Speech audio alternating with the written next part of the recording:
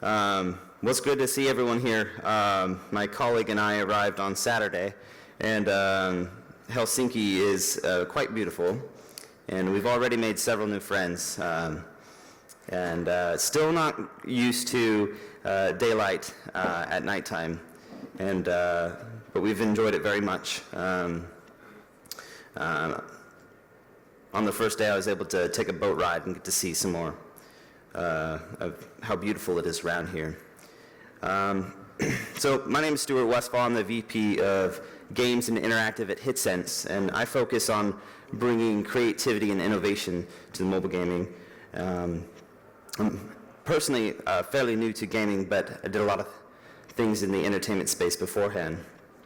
And I know the presentations talking about first-hand experience. Well, the true first-hand experience goes to the president of Hitcents, Chris Mills, who moved himself and his entire family over to China a little over a year ago. And he actually wasn't able to make it, so I'm doing this presentation in his stead. So a little bit more about Hitcents. It sounds like we're a monetization platform, but we're not. Hitcents was founded in 1999, and it was an ad network then, one of the first of its kind. But over the years, it's pivoted to stay in the forefront of innovation and technology. So about 4 years ago, we did an experiment where we wanted to promote our company, which Hitcents at that time became a creative agency, was building websites, and at this point had already done like kiosks and several other different items in the technology space. And so we had this idea about drawing a stick figure and having it come to life. And so we launched DrawStickman.com, which is where you draw a stickman and it comes to life, and then you take them on a short little adventure. And that DrawStickman.com went viral. We had 1 million players within the first 24 hours. That took us to the Webby Awards, where we won several Webbies. And we started meeting several companies there and started doing more and more in the entertainment space. We did the Sony One Direction app, which did 6 million downloads in 12 weeks, and it just has really taken off. And that allowed us to then take DrawStickman and take it into and turn it into a franchise. And so now we have a full-blown cross-platform game that's on iOS, Android, Steam. It's now being taken to Xbox One, and that's really kind of the genesis of how we got involved in games. So right now we're currently focused on original IP, and the other half of the time we're working with movie studios, celebrities, and the like. So running a game business in China, is this the clicker right here? Is this it? Yeah. And this is a picture of my 2 kids and my wife. So running a game business in China, first off, it's quite a lot of work. And if you were to put it simply, it is simply a risk. There's a lot involved with getting set up in China, and if you aren't from China, there's many barriers to entry and a lot of questions to ask, and questions you should ask. So a little background on why we went to China. So Chris, about a year ago, moved to Shanghai, and his twin brother, Clinton, they founded the company in '99. They're twin brothers. And so they've been working together side by side since they were 16. So it was quite a big deal and a big sacrifice for Chris to leave Clinton behind to run our North America operation. But Chris went ahead and went over there. We went over there because Stickman had a huge spike. We saw 18 million players, but we weren't seeing any revenue from it. And we found out that it was all coming from China, and it was all pirated. And so we went over there to find out what was going on, and we started talking with stores and decided to work with a company over there. And in the beginning, we worked with someone that took our money and ran. So trust for us, it wasn't looking so good, and we were like, well, we know that the Chinese market is enjoying our game, but we don't know how to do this. How are we supposed to? We need to find some kind of partner, someone that we can trust. How do we build that trust? There was a million questions, and that's why Chris decided to go ahead and move over there and figure this out. And we had a lot of help along the way. The World Trade Center and a lot of different people helped us get set up and meet the right people to get going. So we set up a wholly foreign-owned enterprise, which is a lot of work in and of itself. But we had to do that because if we didn't, you have to pay so much money in taxes, and it wouldn't be profitable for us to be over there. And so along with that, we started building the long process of building trust with a foreign company that we don't know, several foreign companies that we don't know anything about, and then also having to address the whole piracy issue. Once we were over there, Chris spent a lot of time meeting with all the different channels, the stores, the carriers, and we found that they were working really well with us. They were happy that we were there. They were happy that Chris decided to take that risk, that jump, and to move his family over there and be invested. And so they agreed to take the pirated versions and switch them out with the full version, the official version that we localized and culturalized. So just to touch a little bit more on some of the barriers, I had already talked about trust quite a bit, and that's, I think, one of the most important things to establish, and it takes a long time, as it does with any relationship. But for some reason, it seems like we've had a hard time coming to the table with trust because we kept getting burned so many times. But it meant a lot to us, so we went on to go ahead and put ourselves out there and keep doing it and make it work. So we just decided to bite the bullet and dedicate ourselves to doing it until it worked. And a couple other things that have been difficult barriers for many is that the culture, there's so many differences from Western culture, and when you're doing when you're communicating in meetings, there's a lot of misunderstandings, and so you have to be willing to be patient and work through all those misunderstandings until you come to the point where you're on the same page. And that happens internally just with our company and our employees that are all from China. And Chris is the only Westerner out there.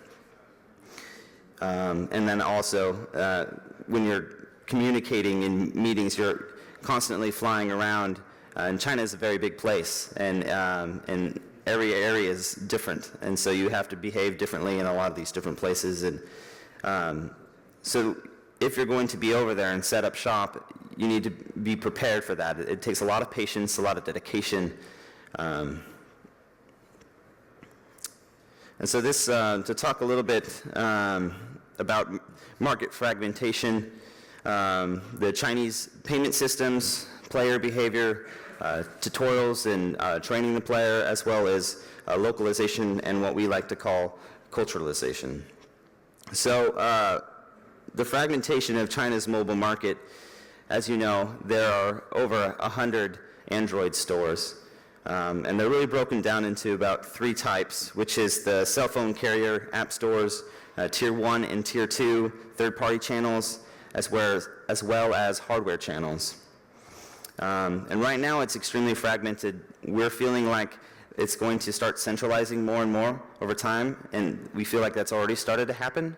It's going to take some time, but right now it's just all over the map.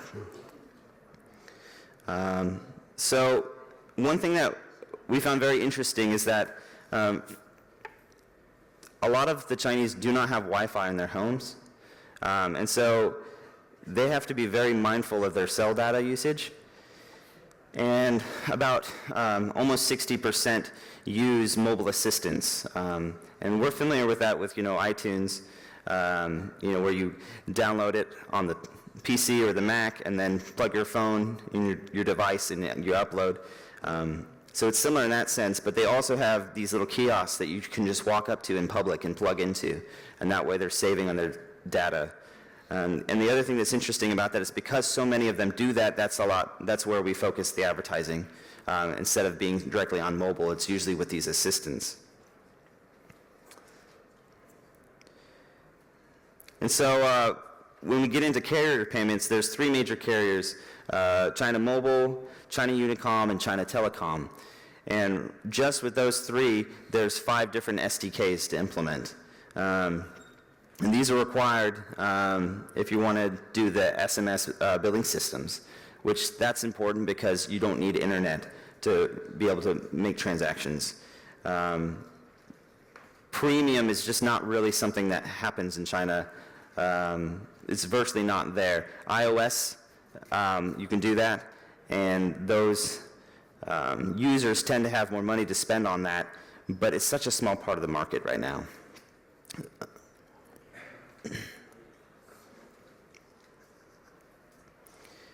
So a little bit more on carrier billing. You're a little bit limited on the range of the size of each purchase. And so you see it range for about 1 RMB to about 30 RMB. And 1 RMB is roughly, I'm not sure how you say it, 12 cents euros or 0.12 euro, but it's 16 cents USD, and 30 RMB is approximately 3.57 euros and $4.80 USD. And so that's the range you have when you're doing carrier billing. And this works great if you're working on a casual game and you're doing your micro purchases, but if you're focused more on mid-core to hardcore games, you're going to have to use a third party to do your in-app purchases. And one of the main ones is Alipay, which is about 60% of the market. And Alipay is similar to PayPal.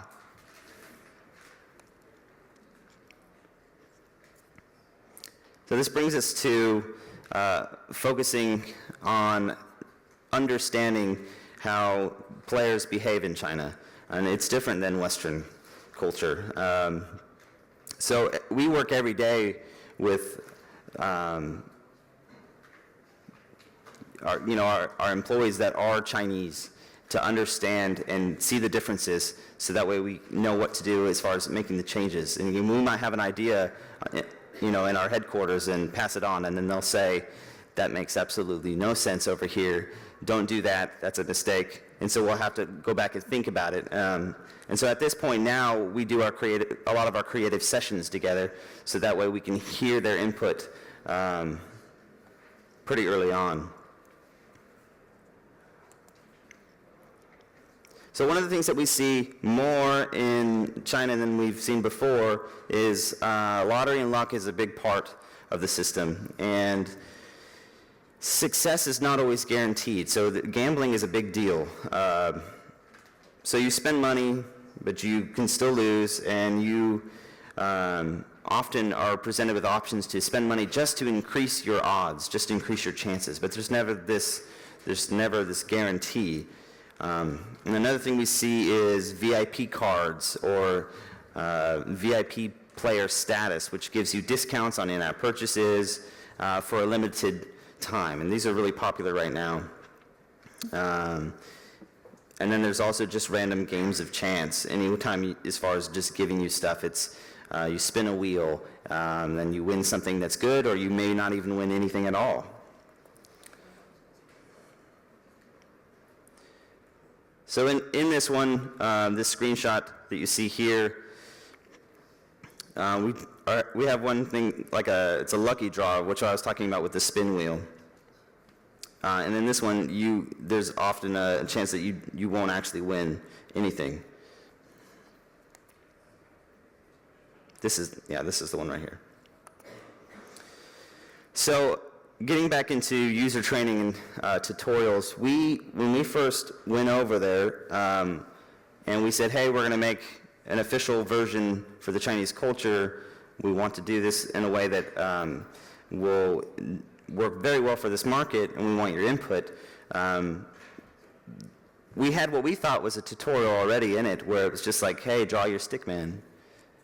And for us, that was very straightforward. And they said, well, you need a tutorial. So we said, okay, what do you need? It's like, well, you need to show them how to draw a stickman and what to do. So we did that, and we took it back. We showed it to 20 channels, and all of them said, you need a tutorial. And we said, well, we just did a tutorial. Look, and they're like, that's not a tutorial. You need a tutorial. And so we dove into it more, and we got an example of what tutorial meant to them.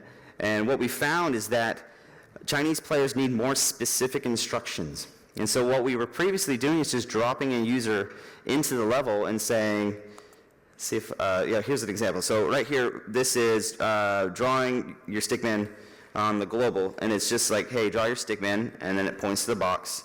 But in China, we got much more specific.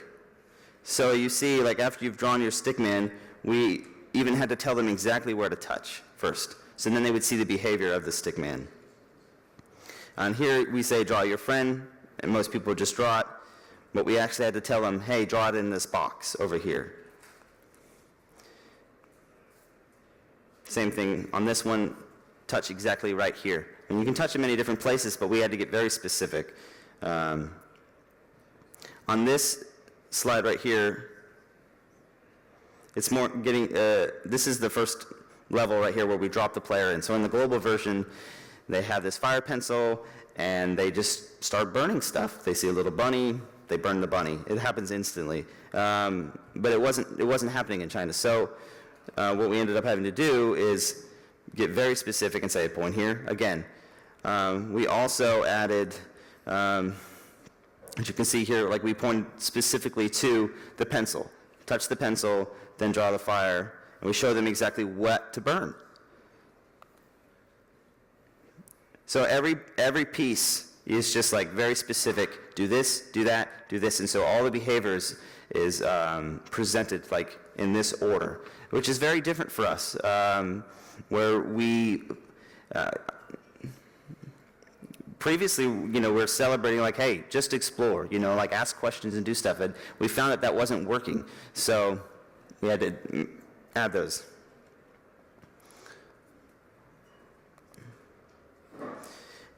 In the China version, we also had to make arrows on which place to travel. And in the global version, people can pretty much go their own any way they want. And we tried to make this kind of semi-open world feel, so there would be multiple paths to exit. But in the China version, we had to give them specific arrows on where to go. We also added a map, so they could see the entire map of the level. And then we highlight the exit as well. And then there was also like a hint as well to kind of give more of a pictorial example of what to do. So, and that brings us to what we like to call culturalization. So we consider localization, every time we've encountered it, it seems to always not been done well. Often the translations are too literal, and there's a lot of confusion. And so we approached it, and we call it culturalization, where we're really taking into account the culture. And we have to talk with the Chinese and interact with them and go back and forth in order to understand what that culture is and make sure that there's not misunderstandings. And one or two conversations just doesn't do it. You actually have to go back back and forth quite a bit. And the other thing that we did more than just the language, but we actually had to change some of the mechanics. As you already see with the tutorial, that's significantly different. We would never do that normally. But in the Eastern market, we have to do that kind of stuff. And the other thing that we did is change art, which I think most people are more familiar with as well, is that certain art speaks differently to each market. So we updated, so we swapped out trees with trees that are more local to China, and went with some more traditional art when it comes to like what the characters were wearing, that kind of stuff. In this game, actually, our China version is actually harder. Even though the tutorial is very like, do this, do this, do this, it's harder than our global version to play, harder to play. This is an example of our game menu on the global version. After you draw your stickman in the beginning, he shows up on this game menu, and your friend shows up as well. And then on the China version, we put some traditional buildings in there. So if you're considering the Chinese market, there's data you should find out, and there's a lot of questions you should be asking. But something that matters to me that I think is important is that the Chinese, like previously, consoles had been outlawed for such a long time. And so for many of the Chinese, this is the first time they're really getting their hands on their own personal device. And for many, this is their first video game experience, which I think is a very neat market to be able to cater to, because you're getting someone's first time experience, which is pretty magical. And to be able to play games like this for the first time and have these kind of doors open to you, that's a neat place to be. And I also feel like that comes with a lot of responsibility. And if you want to be successful in China, you also have to have strategic partners. It's just so important to find the right people that you can trust that will help you navigate the waters. So for us, one of our partners over there is Talking Data, and they are the leading mobile data service provider in China. And they reach more than 550 million unique devices from over 25,000 applications. And so we have a partnership with them, and they've been helping us in a lot of different areas. So some of this data is straight from Talking Data. They've estimated in 2014 the mobile game revenue for the US is $3.2 billion, and in China, $3 billion. And so you can see that there's huge potential there. And really, the way it's looking is that this is really only the beginning for China, and they're going to outpace the Western market pretty quickly. Active users on Chinese smartphones right now is 550 million active smartphones, and 528 million users are playing mobile games. So the majority of the new smartphone users are also playing games. And so this is an incredible amount of potential. And the other thing that's interesting is there's 53 million users that are spending money on mobile games in 2013. And right here you can see the breakdown of the main categories. I think I went too far.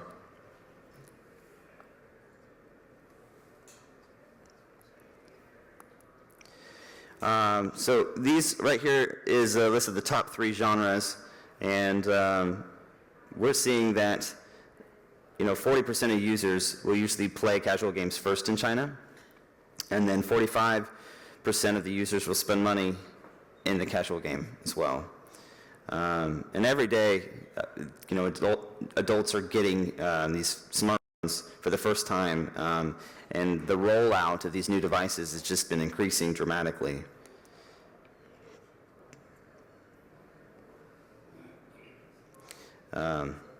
And so I'm going to go back one more and show you this. The card battle is blowing up, so that genre is very big right now. And so we're seeing the average revenue per playing user is 274 RMB, which is roughly 33 euros and 45 USD. And these are just rounded up numbers. Those aren't exact. And then average of all the categories, which, as you all know, there's a ton of different game categories. It averages out to 118 RMB, which is roughly 14 euros and 19 USD. So what else do you need to know? I gave you guys, a little bit of the background of why we went. We went because we had a lot of people that were interested in our game. We weren't even thinking about China until we saw that it was being so heavily pirated. And piracy is still a major problem, and I constantly am getting these emails of new pirated versions of our game, and people making up backstories about how this creative company, and they've been in business for so many years, but it's our game. And you can just see that they flipped only like maybe 2 pieces of art. So it's still happening, and you have to have a way of policing that and going after that. And really for us, the only way to have done that is be there. And then have those strategic partners that will help you replace the pirated versions as they appear with the official versions. And there's a couple different ways that the game's been pirated. Some people just just straight rip it. Some people try to make it look like their own. Some people strip out the analytics and put their own analytics. And more importantly, they strip out the billing codes and they put in their own. And so here they've stripped out the billing codes, put in their own, stripped out the analytics, put in their own, and now they're tracking how well our app is doing for them. So since we've been over in China, we've had a lot of success with getting these pirated versions switched out. And so now we also are offering that to other Western companies that are curious to know, hey, is my product being pirated, and what can I do about it if it is? We can help you with that. So if you want to talk to me about that afterwards.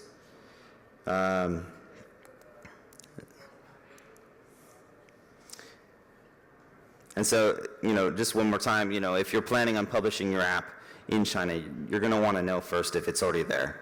And if you look at your analytics, you'll probably just see, So the other thing that's different in China from how it is in the West is the way the revenue is split. And we're used to 70% most of the time. But in China, 30% goes to the payment, and then 30% goes to the channel, 30% goes, that's not right, 20% goes to the publisher, and then what's left is 20% for the developer. And sometimes the publisher will make that split differently. And so that's always a negotiated item. So if you're considering jumping into the Chinese market, you should consider several things. Consider how prepared you are. There's a high amount of risk, but there's a lot of opportunity to be had. And for us, it's been a very good venture, and it's taken a lot, but it's paying off for us. So if you're looking for a Western partner that is set up, we've built great relationships, and please just let me know, and I'll plug you in directly with the China team who has that firsthand experience being over there on a daily basis. So please also keep in touch. My email's right there, Stuart Westphal Hitcents, and thank you for your time.